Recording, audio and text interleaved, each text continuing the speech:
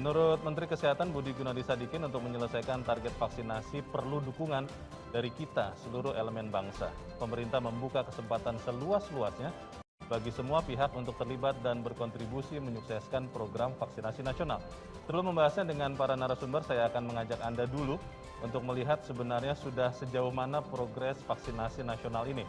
Kita melihat bahwa pemerintah sudah menyiapkan program vaksinasi nasional untuk beberapa tahap. Kita melihat bahwa pada tahap pertama dan kedua itu akan diadakan selama kurang lebih 4 bulan, dari bulan Januari sampai April 2021, dan tahap ketiga dan keempat akan diadakan dari April 2021 hingga bulan Maret 2022. Kalau kita melihat vaksinasi ini sudah dipersiapkan juga bagaimana itu akan diberikan. Kita melihat bahwa vaksinasi tahap kedua sudah dilakukan mulai 17 Februari bulan lalu 2021 dengan target ada 2 kelompok yang kita lihat. Yang pertama adalah 16,9 juta pelayan publik dan juga 21,5 juta lansia. Ini yang sedang dilakukan vaksinasi baik di Pulau Jawa maupun pulau-pulau lainnya.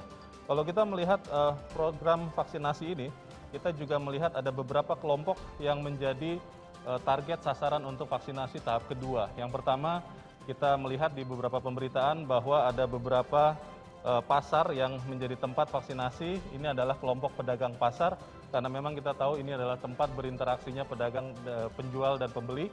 Kemudian kita juga melihat kelompok guru dan dosen.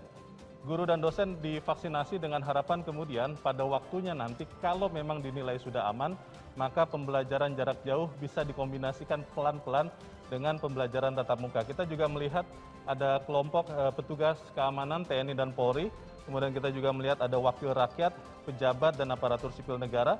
Dan kalau kita lihat dan kita ingat 13 Januari pada saat itu Presiden Joko Widodo sudah mulai menerima vaksinasi, kita juga melihat ada tokoh dan penyuluh agama. Waktu itu ada di Jakarta dan saya percaya bahwa sudah terjadi juga di beberapa kota yang lain.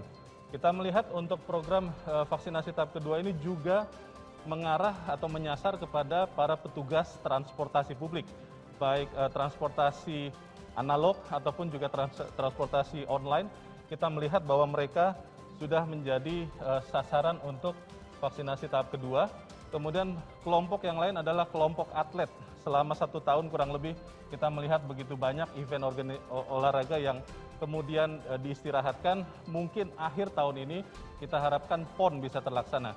Kemudian juga kelompok yang berikut adalah wartawan dan pekerja media. Di Jakarta sudah diberitakan, saya salah satu yang menerima kemarin untuk tahap kedua. Lalu kita juga melihat bagaimana petugas pariwisata, hotel dan restoran. Ini adalah target yang sangat strategis karena kita mengetahui sektor pariwisata harus kembali dihidupkan. Dan kita juga melihat bagaimana target vaksinasi ini juga akan diberikan bagi para petugas pemadam kebakaran, BPBD, BUMN, BUMD, BPJS, dan kepala atau perangkat desa. Pertanyaannya adalah begini, kalau sudah divaksinasi apakah kemudian kita pasti sudah kuat? Kita harus melengkapi program vaksinasi itu dengan tetap melaksanakan protokol kesehatan. Kita harus tetap mengingat 3M, kita harus tetap mencuci tangan, kita harus menjaga jarak, dan juga menggunakan masker. Masker dipakai yang benar dan dengan cara yang efektif, karena itu akan benar-benar bisa mengefektifkan 181,5 juta penduduk untuk bisa menerima vaksin.